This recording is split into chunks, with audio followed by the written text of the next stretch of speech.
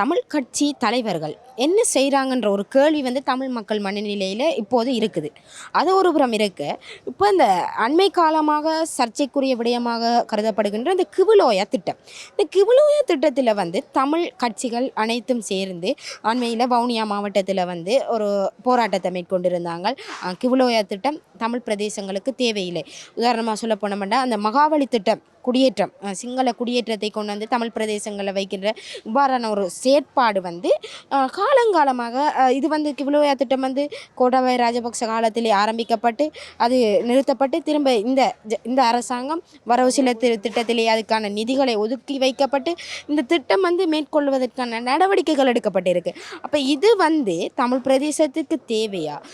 தமிழ் பிரதேசத்துக்குள்ள சிங்கள குடியேற்றம் வருவதனால் தமிழ் மக்கள் எவ்வாறு பாதிக்கப்படுவார்கள் சொன்னால் அது இப்போ முதல்ல இங்கே சிங்கள இந்த புத்தர் சிலையை வச்சு சரியான ஆர்ப்பாட்டங்கள் செய்து சரியான செயல்பாட்டு கொண்டு. ஆனால் எங்களுக்கு என்ன சொன்னால் எங்களோட அமைச்சர் மறைஞ்சு எங்களோட பாராளுமன்றத்துக்கு போன அவையல் தான் இதுகளுக்கெல்லாம் தீர்வு. எங்களோட மக்களுக்கான தீர்வு அவையை காட்டும். அவை அரசியல் நோக்கம் தங்களோட உழைப்பு சம்மந்தமாக தான் அது செயற்படுத்தி கொண்டு. அவைகள் நினைச்சா இதுகளை மக்களுக்கு இதுகளெல்லாம் தீர்வு எடுத்து கொடுக்கலாம்.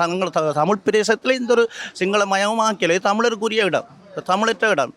தமிழற்ற இடத்துல அவர் சிங்கள உரிய இடம் எங்கிட்ட நாங்களாக இட்ட போகிறோம். எங்கள்கிட்ட கட்சி இடம் எங்களுக்கு அமைச்சர் மேலே தந்திரி அவரோட நாங்கள் தைக்கலாம்.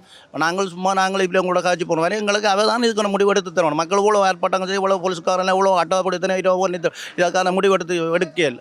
இன்றைக்கு எங்களுக்கு மக்களை வாங்க கொண்டு ஒரு பக்கம் மக்களை ஒரு போராட்டம்னா மக்களை எடுக்கின ஒரு தலைவர் மேலே எடுப்பின எம்பி மேலே எடுப்பின போராட்டம் திரும்ப பாராளுமன்றத்தில் போய் பேச வைக்கும். அதை பேச மக்கள்லாம் இதால் பாதிக்கப்படுறது.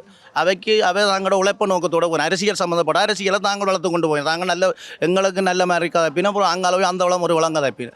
இதுக்கு ஒரு அரசியல் வயதில் இதுக்கான முடிவு எடுத்துரும். இப்போ தமிழ் அரசியல்வாதிகள் இதுக்கான முடிவுகள் தமிழ் மக்களுக்கான எந்த பிரச்சனைக்குரிய முடிவுகளை இதுவரைக்கும் கண்டு இருக்கிறாங்க?